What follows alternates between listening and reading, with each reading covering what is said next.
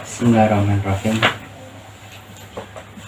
Alhamdulillahirrahmanirrahim. Kita lanjutkan kembali pembacaan Sirah Nabi karya Prof. Quraisy. Pada malam hari ini kita masuk ke bab 13, perkawinan. Masa perkenalan. Seperti dimaklumi, Muhammad sejak kecil telah diajak oleh pamannya Abu Thalib ke Syam dalam rangka perdagangan. Memang suku Quraisy sangat mengandalkan perdagangan sebagaimana disebut dalam Quran surat Quraisy. Berita tentang kejujuran Muhammad sampai juga ke telinga Khadijah, seorang janda terhormat dan kaya raya yang mempekerjakan orang-orang dalam perdagangannya dalam bentuk mudarobah, yaitu bagi hasil mudarobah. Riwayat-riwayat berbeda menyangkut siapa yang mengambil inisiatif untuk mempertemukan Nabi Muhammad dengan Khadijah dalam bidang bisnis. Ada riwayat menyatakan bahwa pamannya Abu Thalib yang menyampaikan ide ini kepada keponakannya, dan setelah disepakati Abu Thalib menawarkan ide itu kepada Khadijah. Ada juga riwayat yang menyatakan justru Khadijah lah yang menawarkan hal tersebut kepada Nabi Muhammad setelah mengetahui bahwa betapa jujur dan luhur akhlak beliau. Akhirnya pendapat pertama lebih logis, apalagi Abu Thalib dan juga Nabi Muhammad ketika itu hidup sederhana dan membutuhkan tambahan biaya hidup. Hanya saja perlu digarisbawahi hal penting dalam riwayat ini, yaitu Abu Thalib ketika datang menawarkan keinginan Nabi Muhammad untuk bekerja sama dengan Khadijah, Abu Thalib menuntut agar Muhammad memperoleh imbalan yang melebihi imbalan mereka yang selama ini bekerja sama dengan Khadijah. Dalam riwayat ini dinyatakan bahwa Abu Thalib berkata kepada Khadijah, "Aku mendengar bahwa engkau memberi imbalan dengan 2 ekor anak unta, tetapi saya minta agar engkau memberi Muhammad 4 ekor. Khadijah menjawab, "Kalaupun orang lain yang meminta demikian, aku akan kabulkan, apalagi yang meminta ini adalah orang dekat yang aku hormati."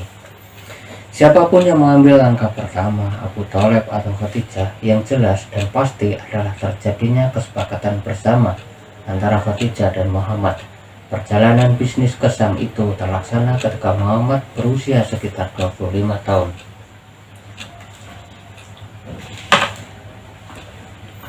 Perjalanan ke Syam. Dalam perjalanan dagang ke Syam. Dalam perjalanan dagang ke Syam, Muhammad SAW ditemani oleh Maisarah, seorang yang selama ini membantu Khadijah. Ketika itu banyak hal mengagumkan yang dilihat oleh Maisarah menyangkut Nabi Muhammad SAW. Memang, jika Anda ingin mengetahui perangai seseorang, maka berpergianlah bersamanya. Demikian bunyi kata bijak. Beberapa riwayat menguraikan bahwa dalam perjalanan itu, ketika Muhammad SAW sedang berteduh di bawah sebuah pohon, Maisarah dijumpai oleh seorang pendeta bernama Nastur yang bertanya kepadanya tentang sosok yang sedang berteduh itu. Maisarah menjawab bahwa dia adalah seorang dari suku Quraisy yang bermukim di tanah haram, Mekah. Sang pendeta berkomentar, "Tidak seorang pun yang duduk di bawah pohon itu kecuali Nabi." Demikian sejarawan Ibnu Hisham dalam sirahnya, yang kemudian mengajukan bahwa Maisarah melihat sebagaimana yang mereka para perawi kira, bahwa di tengah hari bolong dan panas memuncak, melihat 2 malaikat yang menaungi Nabi dari sengatan matahari saat dia mengendarai untanya. Apa yang dilihat dan dialami oleh Maisarah, termasuk kandungan riwayat di atas, diceritakannya kepada Khadijah, sehingga menambah kekaguman wanita kaya raya dan terhormat ini terhadap Muhammad SAW. Dan ini kemudian yang mengantar Khadijah menyampaikan keinginannya untuk hidup bersama dalam ikatan suci dengan Muhammad SAW.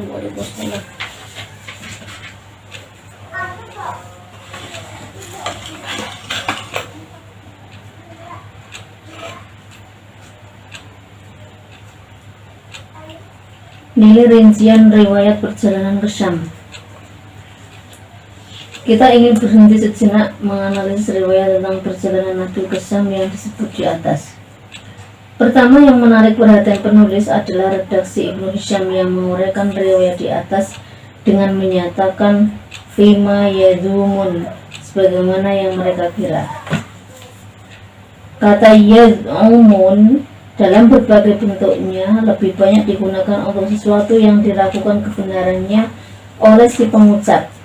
Bahkan kata tersebut digunakan juga untuk menyatakan kebohongan ucapan itu. Jika demikian, kebenaran informasi riwayat ini diragukan paling tidak oleh Ibnu Hisham, sejarawan terkenal itu. Hal kedua yang melemahkan riwayat di atas adalah soal pohon itu. Sungguh sulit dimengerti dan diterima bahwa yang dulu di sana hanya Nabi. Ini berarti pohon tersebut paling tidak telah berumur ratusan tahun. Nah, apakah mungkin dalam sekian tahun itu ia tumbuh tanpa seorang pun pernah berteduh di bawahnya? Apalagi di satu daerah yang dikenal dengan cuaca yang sering kali tidak bersahabat.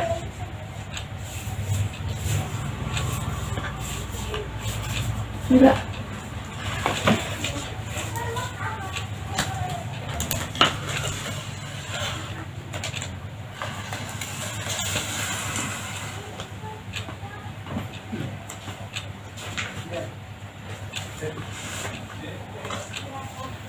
Apakah Maisarah melihat malaikat?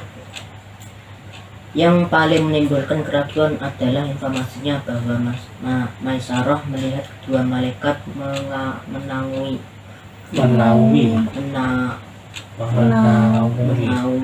Muhammad SAW. Kita tidak mengingkari wujud Muhammad dan naungannya. Adapun melihat malaikat, maka ini jelas bertentangan dengan penegasan sekian banyak ayat Al-Quran yang menyatakan bahwa dalam kehidupan dunia ini manusia dan Nabi tidak mungkin melihat malaikat. Kaum musyrik Makkah pernah minta kepada Nabi Muhammad SAW agar mereka melihat malaikat. Allah menolak dan menilai permintaan itu dengan tanda keangkuhan. Quran Surat Al-Furqan ayat 21 menyatakan, orang-orang yang mengingkari keniscayaan kiamat lagi tidak mengharapkan pertemuan dengan balasan dan ganjaran yang kami siapkan buat mereka. Mereka berkata,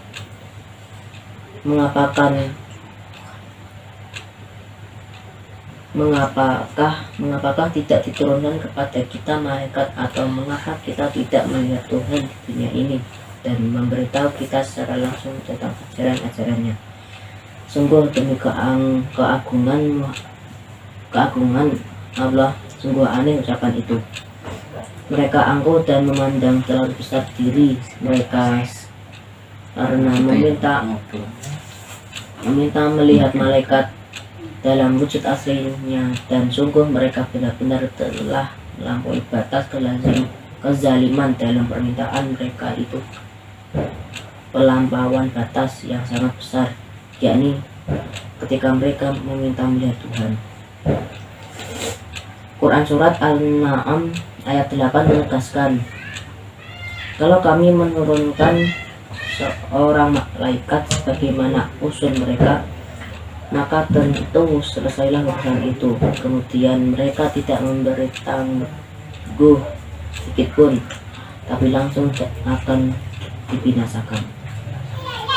Memang jika yang dimaksud dengan melihat malaikat adalah melihat dampak dari kehadirannya, apapun dampak itu, misalnya naungan awan mereka, maka itu dapat diterima. Persoalan hubungan malaikat dengan manusia biasa insya Allah akan diuraikan ketika kita membicarakan keterlibatan malaikat dalam perang Badar.